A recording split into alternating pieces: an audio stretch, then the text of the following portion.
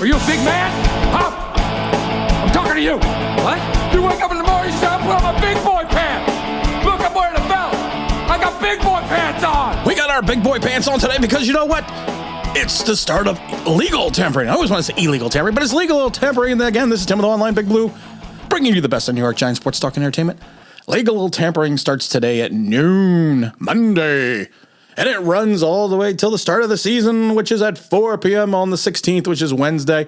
We'll be doing videos throughout the day, probably, when breaking news happens for the New York Giants in reference to signings. We want to talk about the Giants salary cap right now. We want to talk about our free agents and maybe a potential free agent or two for the G-Men. But let's talk about our free agents first. We got a list of free agents, of course, because we have our own guys. And now, are these guys coming back? I don't know. You got people like CJ Board. Doubt it. Lorenzo Carter. I would bring Carter back on a one-year prove-it deal, and I think he might accept that because, like I said, he did have about, 4 sacks in the last 5 games. Will he get more on the open market? I'm not sure because he does have a body of work, but I think he's a good signing for the Giants. We want to come back. Keenan Crossan, I would let go. Corey Cunningham, I would actually bring Corey Cunningham back if it's possible. Nate Ebner, Evan Ingram, Mike Glennon, Will Hernandez, bye. Austin Johnson, again, I would bring Austin Johnson in on a filler deal, but I doubt that he's going to want to come back. He'd probably get more money on the open market. You got McKinney. McKinney, I would try to bring back McKinney. Penny, of course, is gone. Peppers is going to be gone. Dante Pettis, listen, if you sign David Sills, Dante Pettis has more of an upside as a returner. The problem with David Sills is this, and this is why I have no idea why the Giants re-signed him. He can't do anything else. He doesn't return punts. He doesn't return kicks. He doesn't play special teams. Your 4th and 5th wide receiver has to do other things to be available on the roster. Billy Price. Billy Price. He's a Cam Fleming. He needs to be gone. Reggie Ragland. Bye, Reggie. John Ross. If John Ross wants to come back on a prove-it deal, I'd take him. Danny Shelton. Bye, Danny. Jalen Smith. I would bring Jalen Smith back if he wanted to come in. I think I'd bring him back into the fold. Nate Solder. Nate, of course, is gone. You got Lila Tola Hola the 14,000-foot, 496-pound tight end who did nothing. Couldn't even block. But those are our guys coming back, and I'm not seeing anything special in that group. A couple guys I would want to bring back, but nothing crazy. The Giants are creeping up on their salary cap, getting into compliance. I'm going to creep. We're probably right now looking at about $3 million over the cap still, but of course we still have to see exactly what the numbers are with Sterling Shepard and Blake Martinez. So we're probably under the cap by now. Or we will be under the cap and in compliance with the rule of 51 by 4 p.m. on Wednesday. I have no doubt in my mind. How much money we have beyond that? I don't know. Yeah, we're gonna have to look at that, but I don't know right now. We do have we have some dead cap space, which a lot of people aren't talking about. We have like $8 million in dead cap space because of the Nate Solder contract, the Kyle Rudolph failure. He's on the cap for 2.4.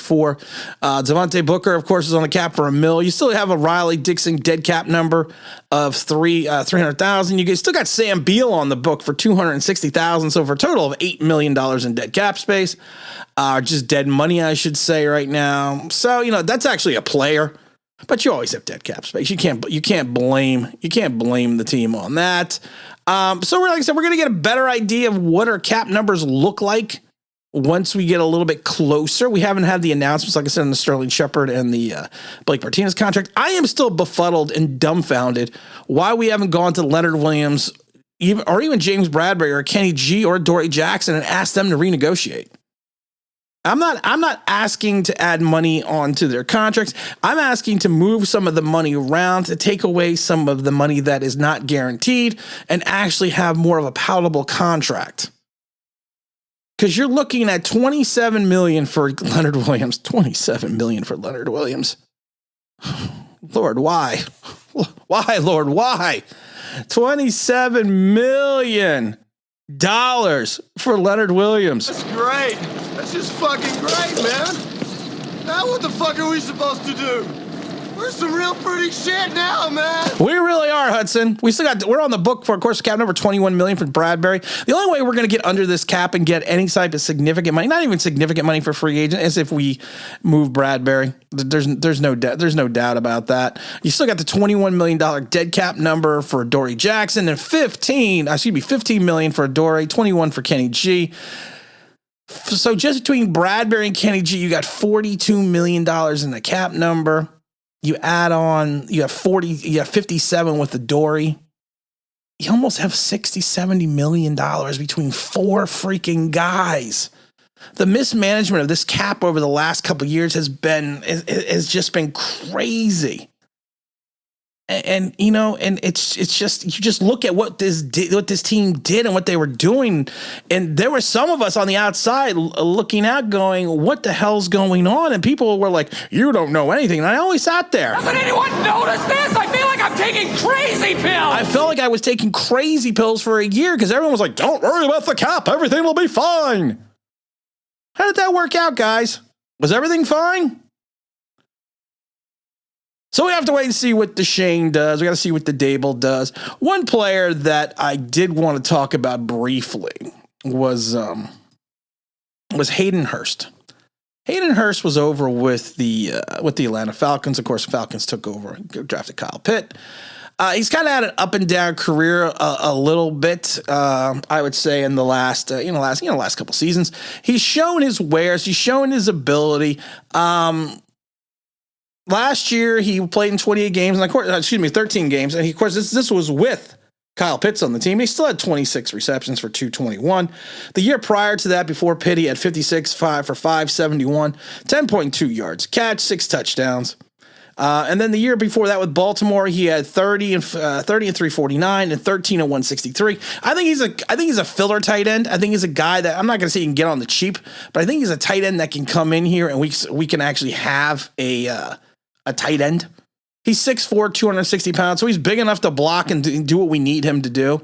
He's a guy that at 28 years old I don't think he has a tremendous upside. I think he is what he is. I think if you get anywhere between 30 and 40 catches for 400 yards and maybe 5-6 touchdowns, you got to be happy with that because of the fact that he is going to block. He only has 4 drops in his entire career, and those 4 drops all came in 2020.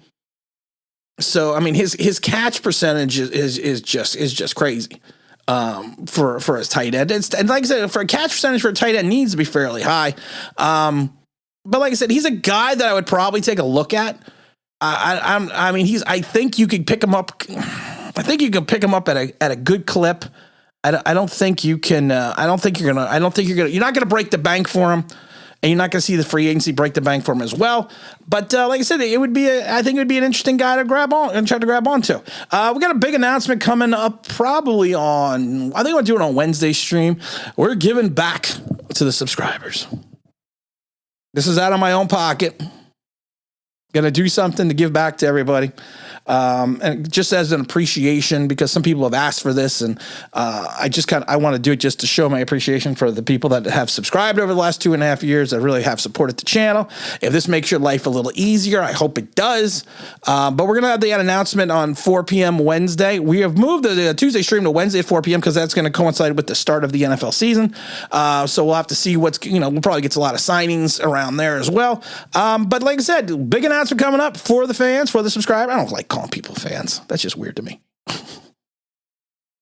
That's just weird to me. I don't have fans. I don't have subscribers. I don't have subscribers either. I got a bunch of guys I hang out with. A bunch of guys and girls I hang out with. That's what we're going to call it. And again, this is Tim with Online Big Blue, bringing you the best in New York Giants sports talk and entertainment. And as always, if you could you can subscribe. If you ring that bell, you know what it means. That'd be awesome.